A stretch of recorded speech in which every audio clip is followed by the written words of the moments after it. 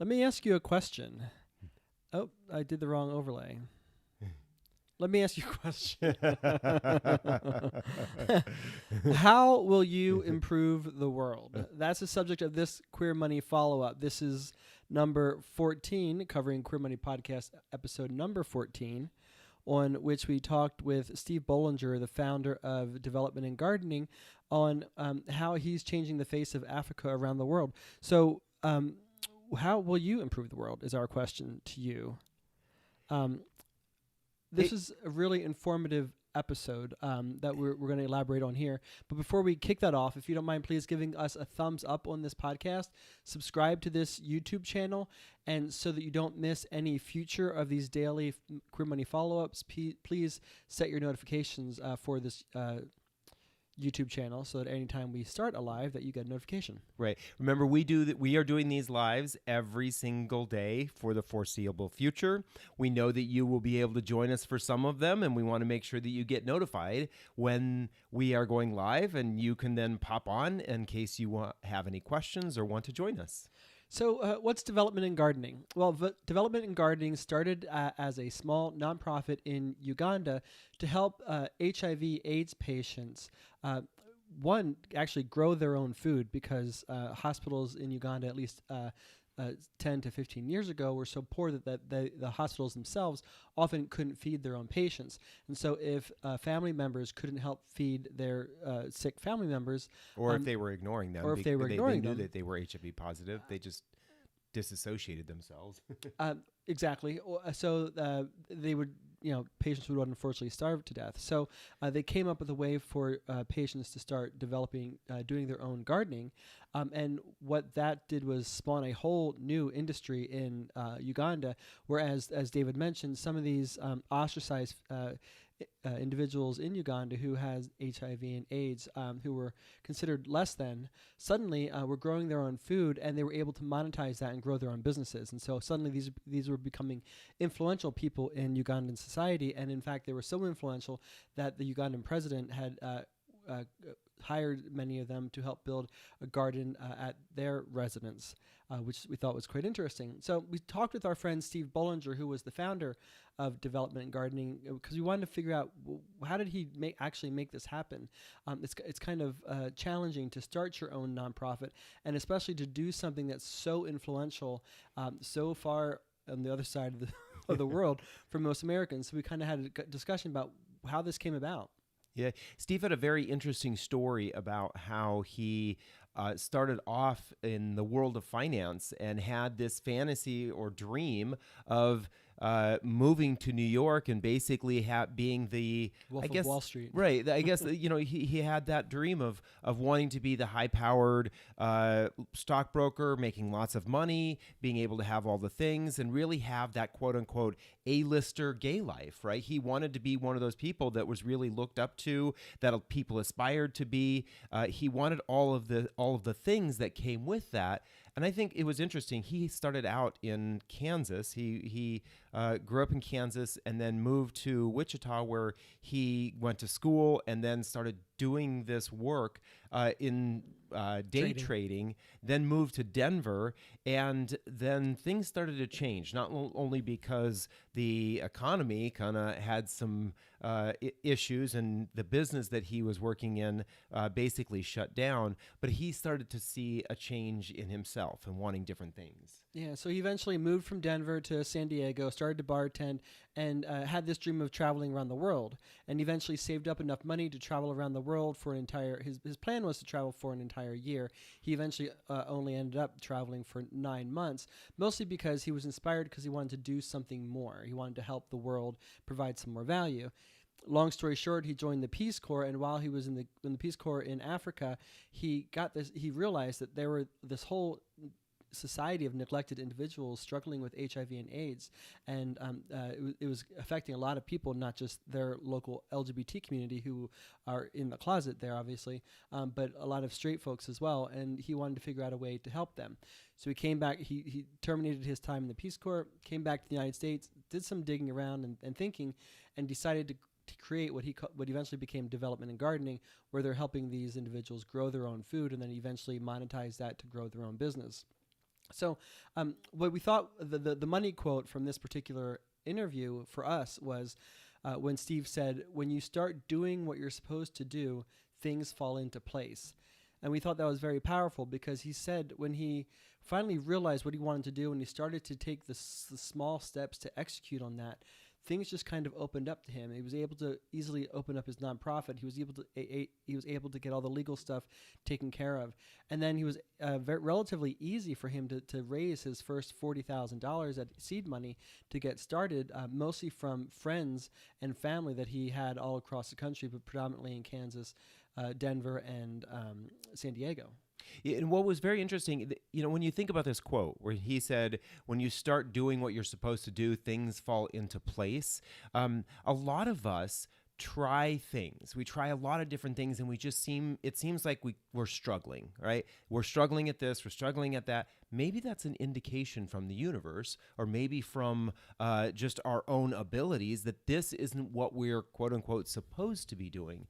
Maybe what we're supposed to be doing is either something adjacent to that or something completely different. And what I loved about this whole discussion that we had with Steve was that Steve was open to the idea that his life would change. It would not turn out he would not get to this single destination of success, but he knew that there were things that he wanted to do along the way, things that he wanted to achieve, the things that he wanted to do to make a difference in the world. And what was so interesting, all of this started when Steve decided to take that trip around the world. So he worked bartending and painting houses to save up enough money so that he could take this trip. A lot of us won't take those kinds of trips because we don't or won't be able to, or don't try to save up that kind of money. We'll save up enough money to take a vacation, right? Maybe a weekend vacation, a week-long vacation, but we have these ideas of what vacation has to look like, right? We have to stay at the 4 or 5-star hotel. We have to be near the beach. We have to hit the clubs. We have to do all these different things. But basically his idea was he just wanted to get away from the world, away from things that were kind of he was used to. And because of that, he headed to Asia. And when he was in Asia, he was basically introduced or met people along the way because of his travels that made him rethink what was important in the world. He talks about in the episode, he talks about meeting a guy who ended up being his quote unquote kind of motorcycle taxi when he was in Cambodia. I can't remember I can't remember the city, but this guy would drive him around. He became friends with this guy, and as a gesture of friendship, he bought this man a jacket. And he said that particular instance of how this man responded to this, he said it was the very first time he had something brand new in his life.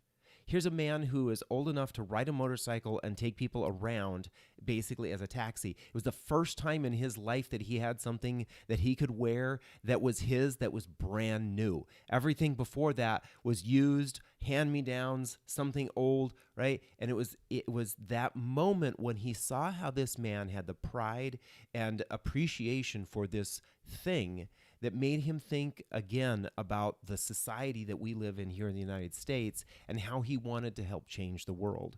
And sometimes it's the perspective changes that we have that really open up our eyes to us being able to do things differently.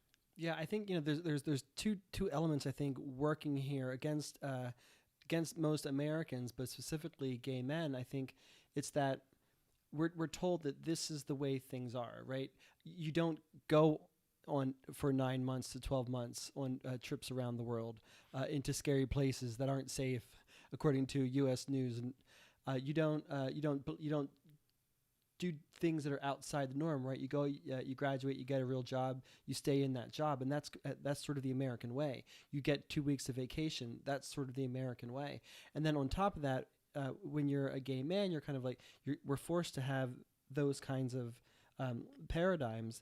in addition to, well, there's a certain definition of what a successful gay man looks like, right? He's got the car, he's got the house, he's got the fabulous clothing, he's got the great hair. He can make an amazing vodka martini. And I think Steve is sort of evidence of the fact that if you kind of blaze your own trail, if you do your own thing, if you get outside the norm, if you follow the script that you're being pulled to rather than following the script that everybody's telling you should follow, your eyes will be open and you can see a different part of the world, and you can see your own a unique way that you fit into the world. Exactly. And I one of the things I appreciate that you talk about this, that there is this kind of archetype of what a gay man is supposed to do, right? We are supposed to live in New York, San Francisco, LA, Chicago, Miami. We're supposed to live in these cities. How dare you even think about living in a flyover state? That is awful, right? But there are millions of gay people living in the middle of the country who are achieving levels of success and enjoying life, and they're not living this quote unquote, this is the way you have to live your life. And sometimes I think we get trapped in this idea of, oh, people will only like me if I'm this kind of person. And we one of the things that John and I both commented about when we were having this conversation with Steve was the quote unquote normal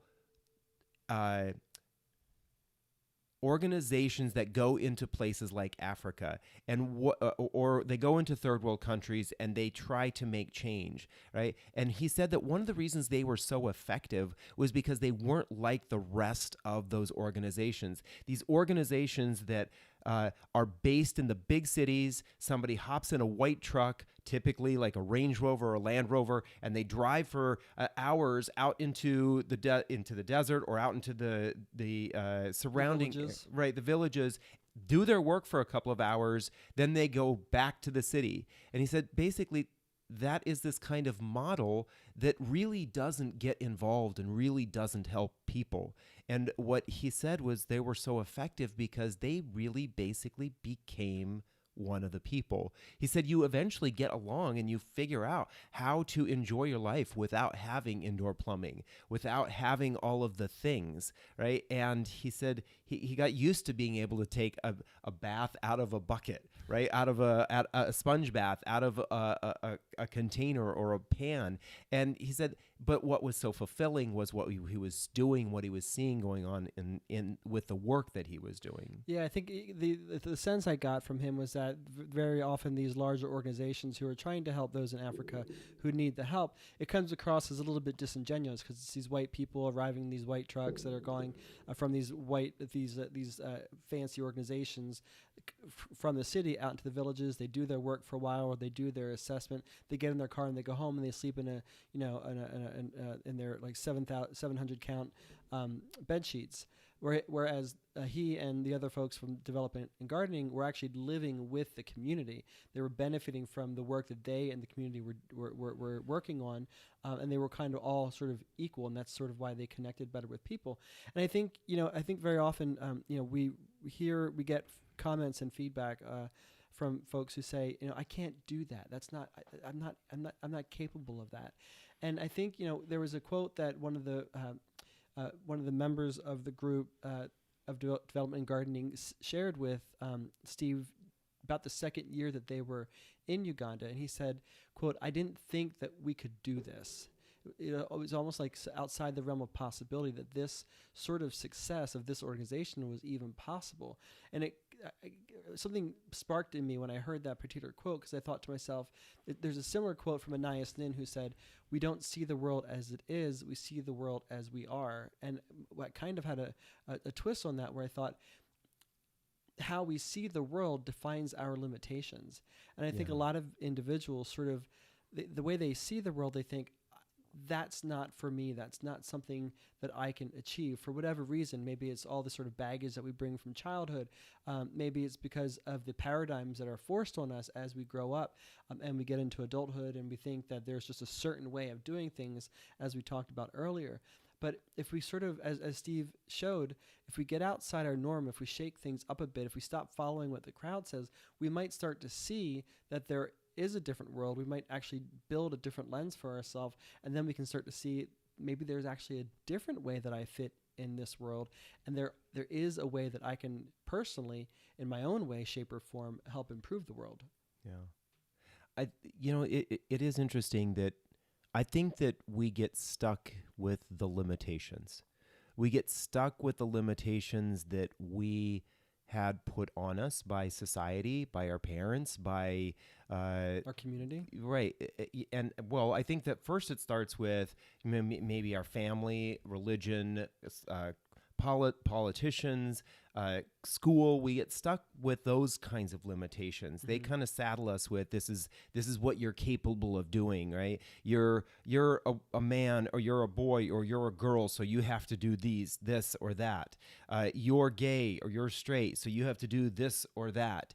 You're intelligent, or you have above average intelligence in certain areas, so you must go do this, or you don't, so you have to go do that. We get stuck with these limitations, and then we move into our community, right? Whether that is we move into our community because we move into that group in high school, or we move into that community in college, or we graduate from college, we move to a city and we get into that community. Oftentimes for queer people, we surround ourselves with other queer people, although that's happening a little less these days. But I think we then get saddled with these other limitations, right? If you're going to show up to a party, you have to look like this. If you're going to travel, it has to be here and it has to be fabulous. If you're going to eat, you have to eat these kinds of foods. If you're going to drive a car, you have to drive this kind of car. And all of that is basically stifling our own dreams about what we think we are. If we even know what those dreams are. That's true. Well, I think we get all those layers and layers and layers of limitations that have been put on us that kind of cloud our ability to actually see what it is that we, as gay men especially, as we're speaking for gay men because we're gay men.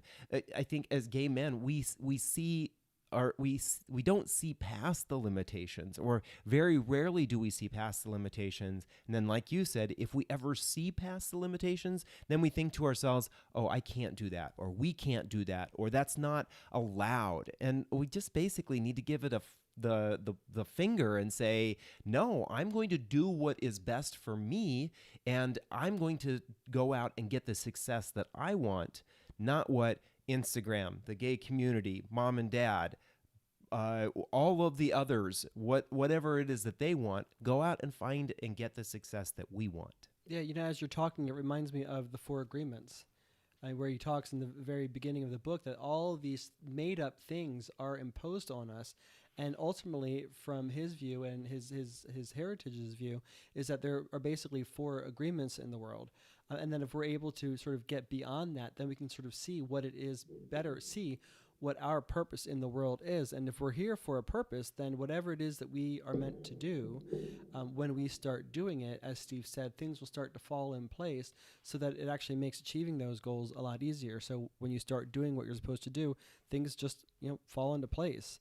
And that's sort of where we're hoping to take. There are many things that we're doing here at Debt Free Guys and Queer Money to sort of help gay men do more and be more. This Queer Money follow-ups are just one of them, and that's part of why we encourage you to subscribe to this channel and set the notifications on so that you don't miss future Queer Money follow-ups, because this is just one prong with how we're helping to build a stronger queer community and lift up gay men so they can do more and be more, and we don't want you to miss any of that.